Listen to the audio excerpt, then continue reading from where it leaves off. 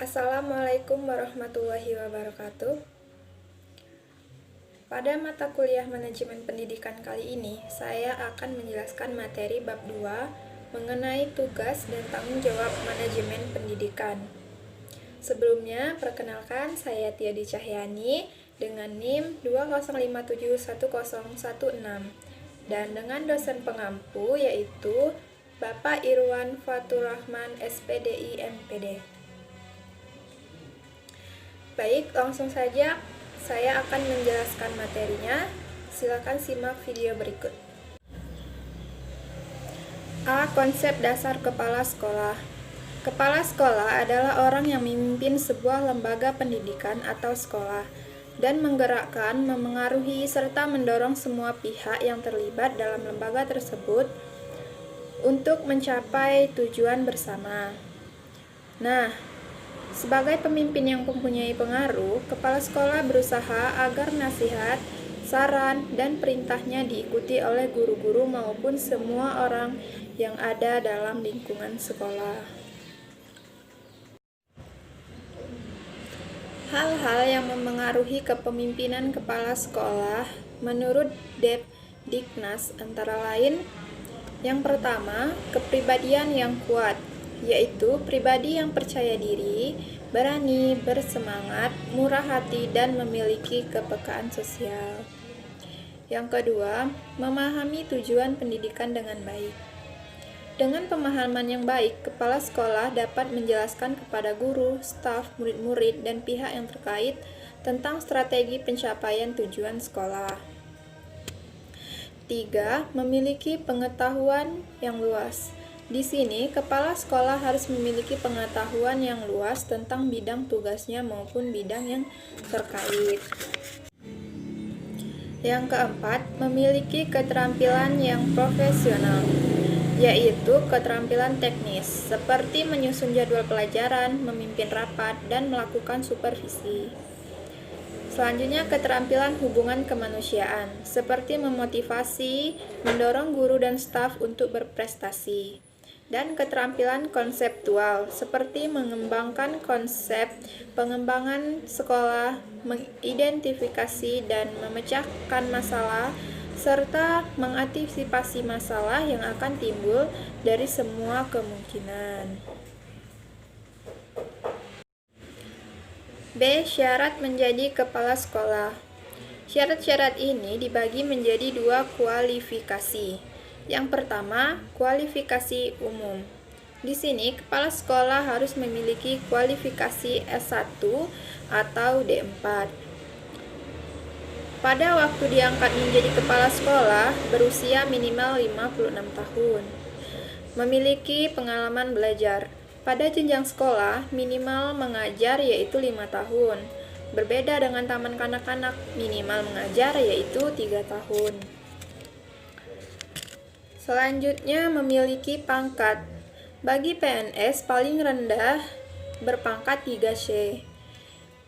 Nah, bagi non-PNS, disertakan dengan kepangkatan dikeluarkan oleh yayasan lembaga yang bersangkutan. Yang kedua, kualifikasi khusus yang terdiri dari kepala taman kanak-kanak, kepala sekolah dasar SD atau MI, kepala sekolah menengah pertama SMP atau MTS, kepala sekolah menengah atas SMA atau MA, dan kepala sekolah menengah kejuruan SMK atau MAK. Nah, di sini kepala sekolah harus berstatus sebagai guru pada masing-masing lembaga pendidikan. Selanjutnya, memiliki sertifikat sebagai guru pada masing-masing lembaga pendidikan dan memiliki sertifikat kepala sekolah pada masing-masing lembaga pendidikan.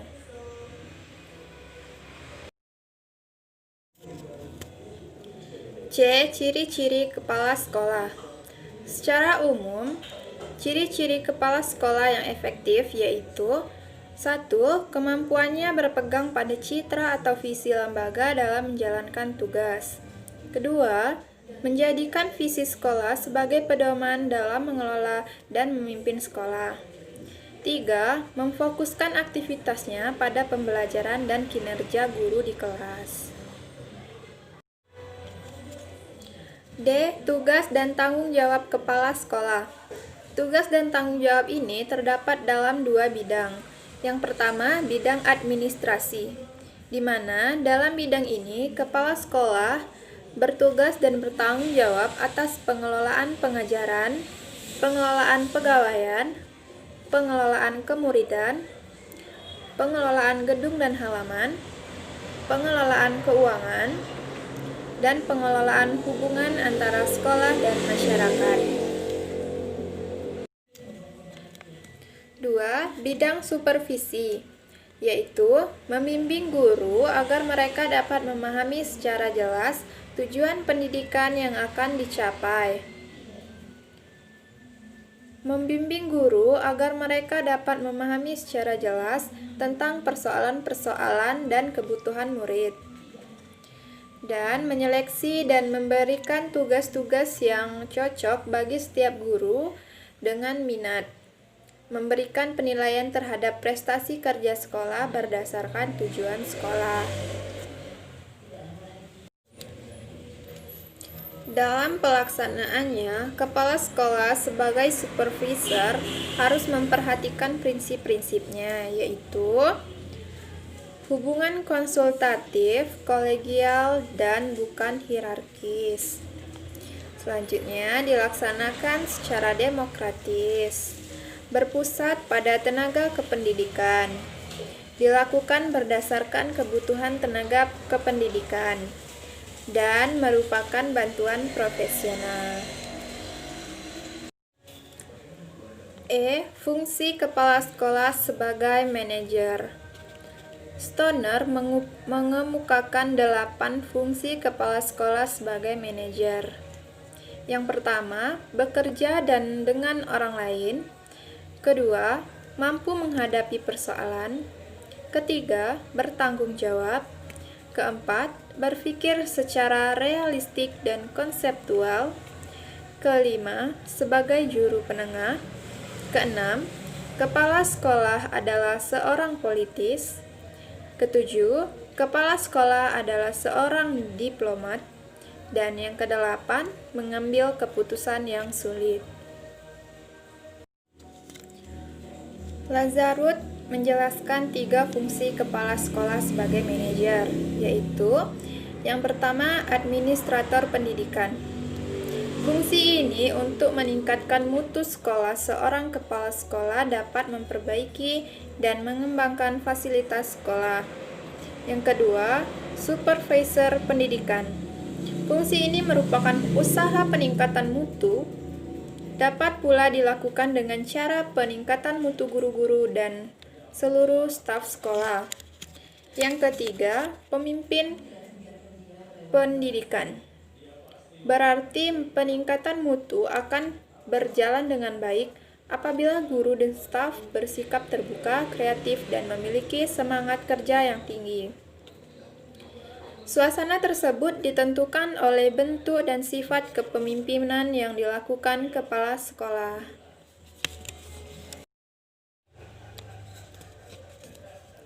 F. Peran kepala sekolah. Kepala sekolah memiliki 3 peran. Yang pertama, peran kepemimpinan. A. Kepala sekolah merupakan kunci dalam membentuk kultur sekolah. B. Kepala sekolah harus dapat menjalin suatu hubungan, misalnya hubungan terhadap masyarakat sekitar ataupun dengan orang tua. Yang kedua, peran manajerial. A. Peran manajer merupakan aspek utama kepemimpinan kepala sekolah. B.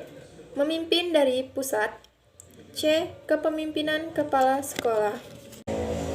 Yang ketiga, peran kurikulum. Ada 6 peran kepala sekolah di bidang kurikulum. 1. Menjamin kualitas pengajaran. 2. Mengawasi dan mengevaluasi pengajaran. 3.